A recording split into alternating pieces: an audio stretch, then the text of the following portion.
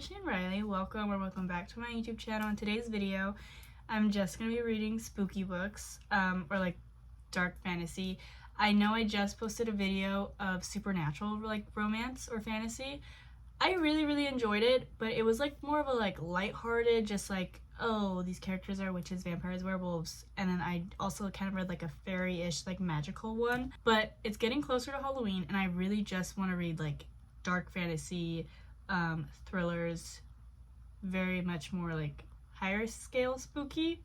I don't know why I worded it that way, but I have 4 books. This video was only originally gonna have 3. I'd seen that there was a novella that had released and I was super excited, and then I was like, you know what, might as well just add it because this world that it took place in was a dark fantasy that I did really enjoy. Also, when I went to Target, I ended up finding mugs. A week ago, I was trying to find at TJ Maxx and at Target some like spooky mugs, but they already had like their Christmas stuff out and all the clearance stuff was like so ugly. But then I went this past weekend with my dad and my sister to go eat near his house, and then we went to Target near his house and they had some mugs left. I'll show you the other mug like once this video goes on because I'm going to be filming for like a week probably. But this one's like cute but ugly. He's a little vampire. Like, how cute. I just am drinking an energy drink. I started reading a little bit of the first book that I'm going to show you right now. And it's only like 162 pages. So I'm going to just finish it tonight, then give a final update. But my little vampire mug is so cute. I think like 3 of these books literally have vampires in it. So look it. That's amazing. They're all spooky. The lighting just shifted in my room, which is so odd because it's just my regular lighting. So I'm sorry if it's kind of a little dark. Tomorrow for sure when I give another update, it'll be brighter because it's nighttime when I wanted to start this video. I don't know why. The first book is called 6 Scorched Roses. I already read A Serpent in the Wings of Night. This whole kind of like fantasy realm is called The Crowns of Nyaxaria. I don't know why I cannot pronounce it correctly. Like in my brain I can, but it's just not coming out. Wordage is not good right now. I'm 50 pages into this. It's super fast. I know some people are probably not gonna like this just because, I don't know, like the first book in this series, it really builds the world, the politics, all the vampires, and the different like, I don't want to say leagues, but like sections of the vampire world. And like the different houses that they're in. So for me, I don't mind that this is such a short story and it jumps right into it and there's not really like a big like overall like picture being built, just because it's sometimes nice to still read about the realm and understand the magic system or like the world and not really give that much plot. For me, I think it's fine. It's like a palate cleanser just to read something so short and small, and I still like the world that it's in. I know for some other people, like the actual world building and like the big storyline is definitely probably going to be missing just because so far like we jumped right into things and like it's very short, and also like the way that things happen. You think that there'd be a little bit more push and pull like in reality.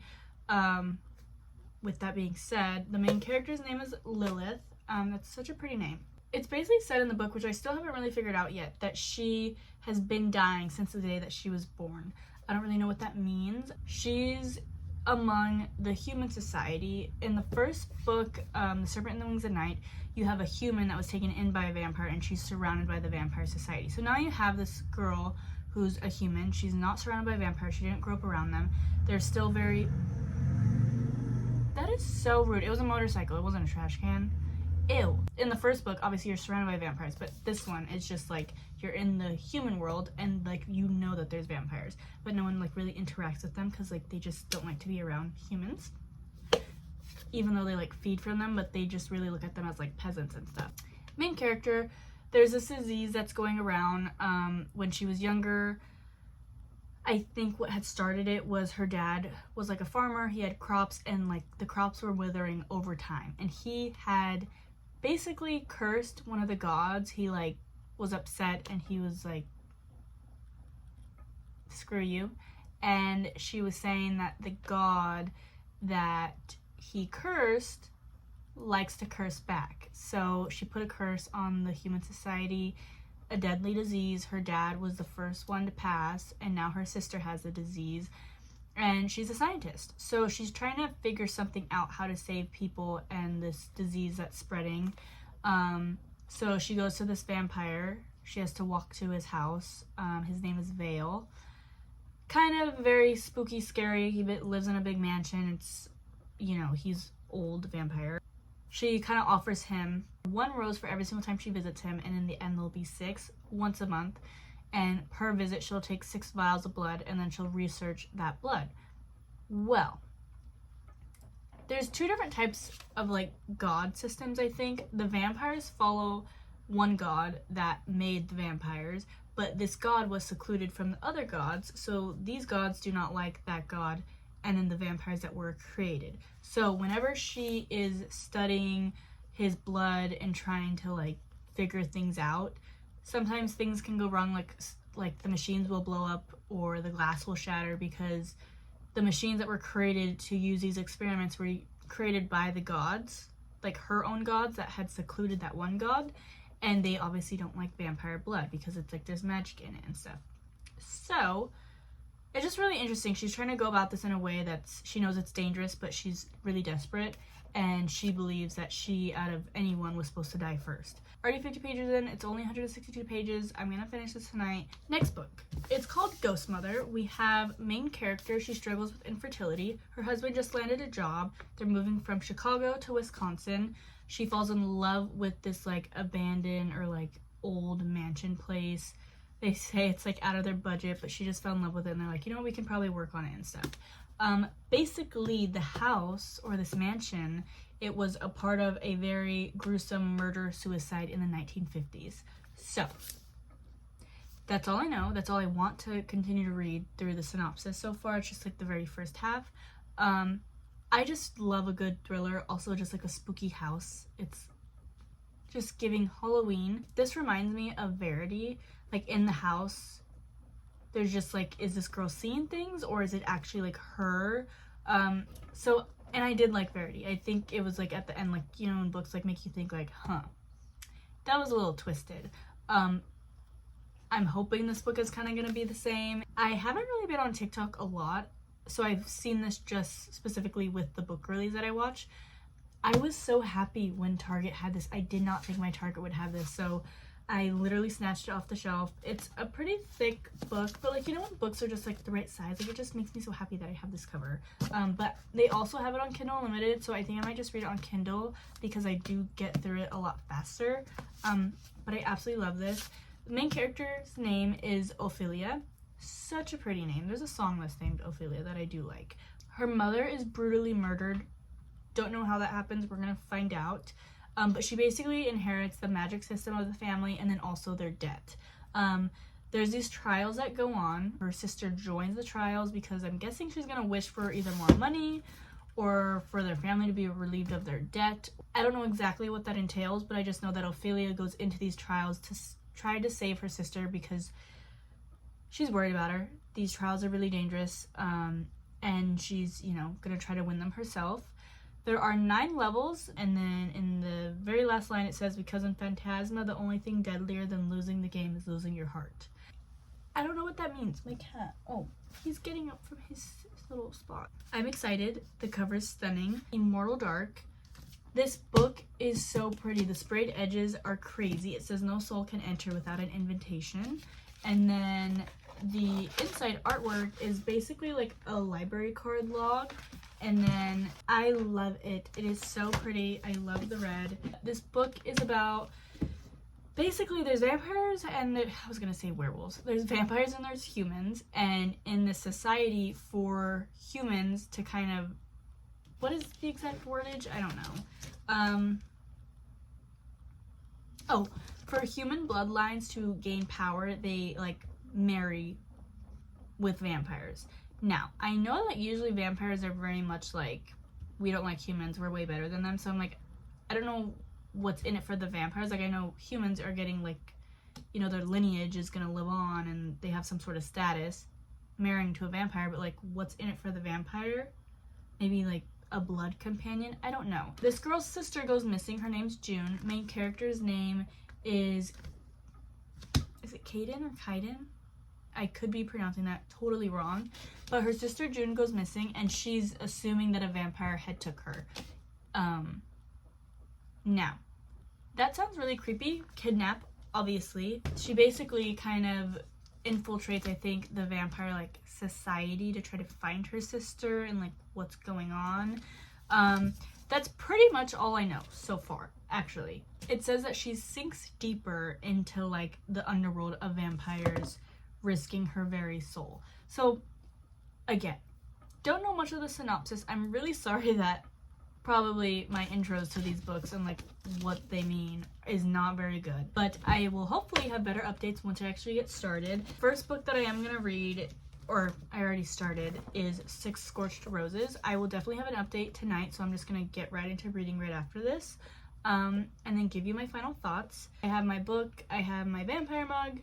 We're just gonna get cozy. I'm gonna put on some lo-fi sounds because she has a little like spooky live playlist going. Different angle, but I just got done with 6 Scorched Roses. I think right now I'm sitting at a 4 just because the story was so short. Not that I thought it needed to be longer, but I'm like, well, it was only it was actually 154 pages. I thought it was gonna be 162. So like once I got to the last page, I was like, wait, it's the acknowledgement. So I was like, what the heck? The story made sense. It was like a very clear picture. It wrapped up perfectly. It doesn't leave like on a cliffhanger. Like in my brain, everything fell into place like perfectly. So I want to give this a 5 because I liked it. It was simple, easy, already understood the world and everything. Lilith and Vale, their relationship was so sweet. He was very kind. Like, I'm pretty sure everyone's like, oh, it's this vampire, like, no one cares for him. He, like, needs to leave our town and everything. And, you know, no one likes vampires there. But she always just didn't look at him funny. She was really intrigued, like, okay, I need to figure something out. So she was never afraid of him. And I think that intrigued him about her because she genuinely was very smart and different than everyone else. She just didn't care that he was a vampire. She just wanted to find a cure. And it's not that she treated him like an object, like, oh, I don't care about you, but she just was like, well, I need to find answers and you might be one of the answers. But he was very kind. Even from the start, he's like standoffish, but like he immediately kind of like opens up and like you can tell she's very interested in like all the artifacts in his home, the history of the books that he has. Sorry, my PC is making sounds because it's on. But he like wanted to show her like all the books he had and like the history in the books. Then like all the artwork, he would like show it to her, like explain it. Like he could just tell she really was like intrigued by everything in his house. This story, like, it made me really, really happy. My little vamp mug is with me. He's really cute. I love him. One book down, on to the second. But for sure by the weekend I'd want to have like, I think I'm just gonna go feed myself right now. I don't know if I'm gonna start this tonight. I want to, but like, I'm tired. This whole week I've been in Florset, my job, visual merchandiser stuff. This weekend I do have off, which is great, amazing. Pretty much it. I'm gonna get started on this. So I have my little mug still. Gonna get started on this just a little bit, but I'm gonna eat first. Yeah, that's all I have. I'm really happy. This is going great. I love it, spooky time. This is giving me Phantom of the Opera vibes. It says Fantasma, so someone's been in their trash can. It's so gross. But anywho, I'm gonna stop talking because it is late and I do need to eat. I will give an update tomorrow, once I get through this a little bit. But yeah, that's pretty much it, I think. So we'll see how this goes. I'm officially halfway through Fantasma. This book is like giving me Phantom of the Opera vibes, but like, it's not super witchy. Like, there is magic. Our main character, Ophelia, is a necromancer, so like she can connect like with the dead and like the living as well, like relay messages and stuff. Basically the beginning of the book jumps right into when her mother passes. I think pretty sure she just passed of a heart attack. They thought it was like not natural symptoms, but like, yeah, a heart attack. It wasn't like someone murdered her.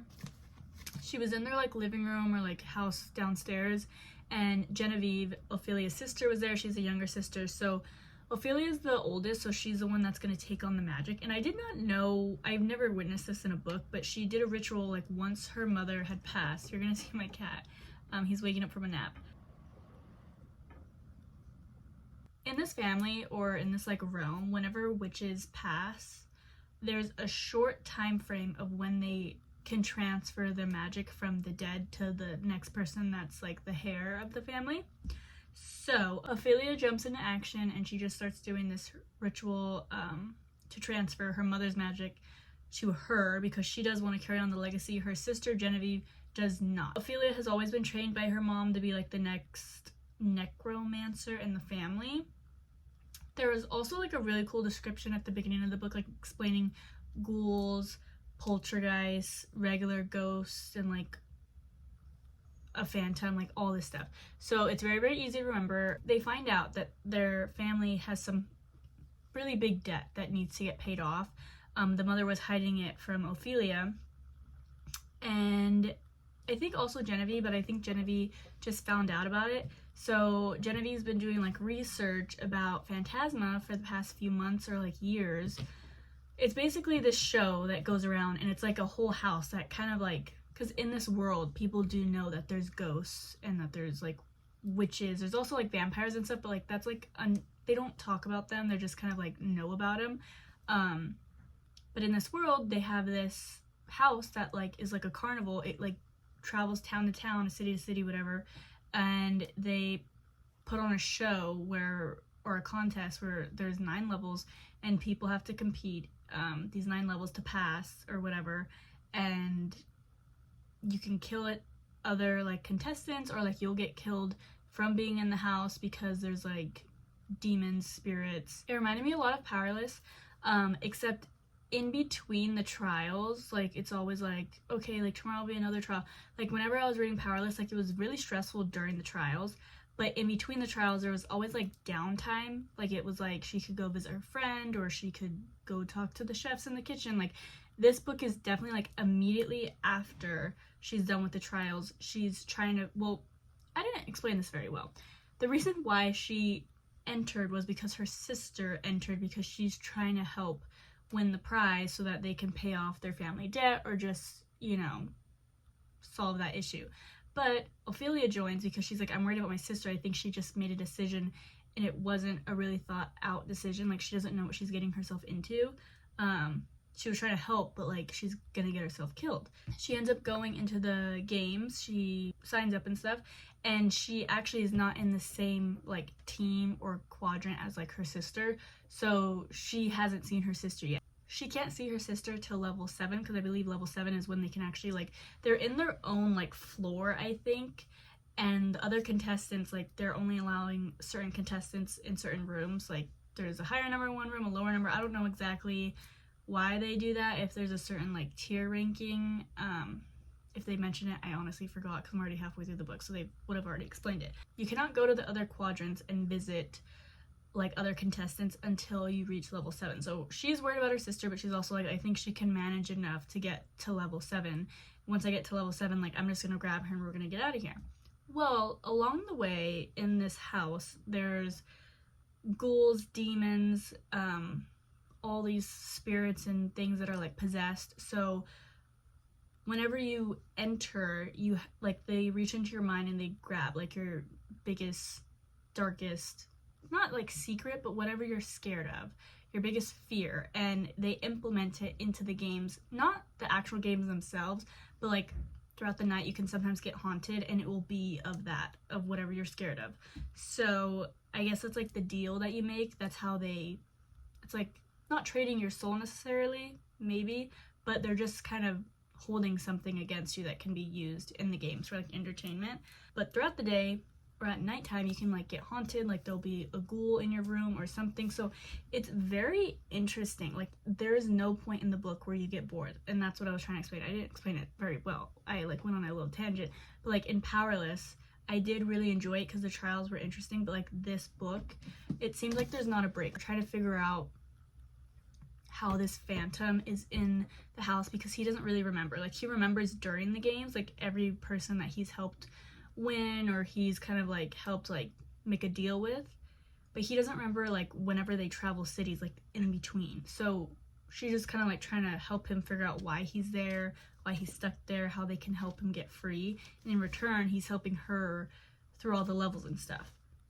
So when they're not in the levels, they're either going on like little mystery like hunts, like all the passageways like in this mansion, which is super cool and interesting.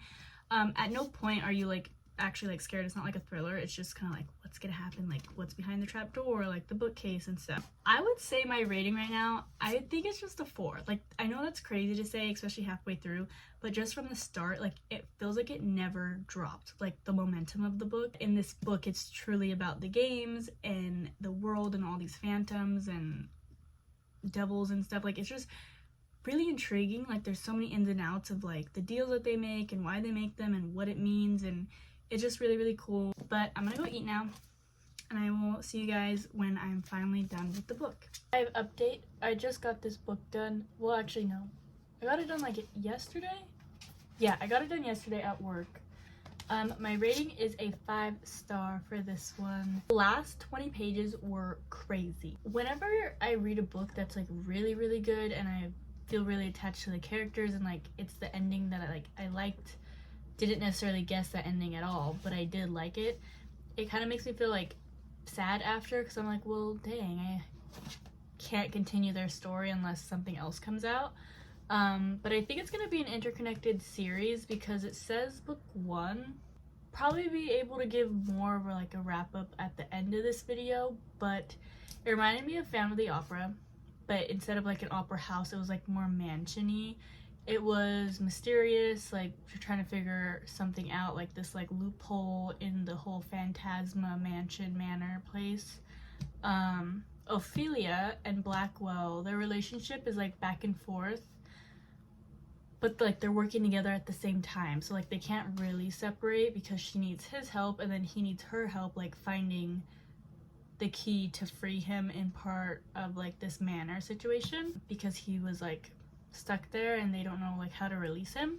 The end of the book is absolutely crazy, because it tells you why he was stuck there. Like, you don't really know why he was there until like the very end, like the last 20 pages. I think my first rating was a 4-star, but because of the ending, it made so much sense. It was crazy. It makes you finish the book so fast. Every single time I read this, like I would jump like 10 pages. The writing is very easy to understand. The characters also, there's not like a bunch of characters. There's a good amount, but like they're pretty, not repetitive, but like you see them a bit, or just because they're so distinctive from each other, like they're easy to remember. Oh, there's a cat. I believe it's, actually I don't know why in my brain every single time they'd mention the cat, I'd call it Oof in my brain. I don't know what the cat's name is, I forgot, but it's a ghost cat. That's all I have to say. I'm gonna start this and I will get back if something crazy happens at first or halfway point. I have no idea where I last left off, if I had recorded like me like a midpoint check-in or anything. I don't think I did, but I just want to update now. I did finish Ghost Mother. I'm gonna say off the bat, my rating is like, I think I'm gonna give it a 3.5. It wasn't bad, but it wasn't good. Like, it's very rare when I finish a book and I really feel like odd about it. The ending wasn't what I expected. It's also not an ending that I really liked.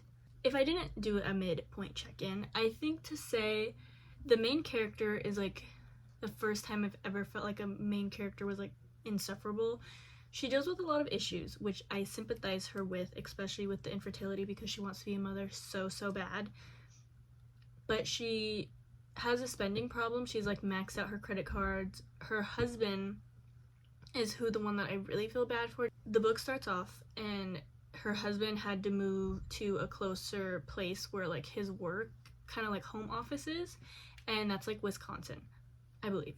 And so she, I think, hadn't worked for the past like or for the past 8 years, she's really wanted to do acting, and she'd pick up gigs here and there, but she really did teaching. And then before that, she would do more acting, like when she was right out of like high school, college, and then she was like waitressing for her dad's restaurant. Her dad's restaurant, like, they went through bankruptcy, and then a little bit after that, her dad ended up passing. You have main character who, she definitely has a big backstory, and I do feel so bad for her. From her, you know, dad's passing, she doesn't have a good relationship with her mom. She has fertility issues. She also has like spending problems, which, because when she was younger, she, you know, they made a lot more money, but then you would think that after she's lived kind of like, you know, maybe middle class or below middle class, and she still doesn't know how to manage, not saying you have to know how to manage your money, but she's like maxing out credit cards like crazy, which was the part that I was like, dude, I feel so bad for her husband, because the reason why they moved into this specific house, it's an old mansion.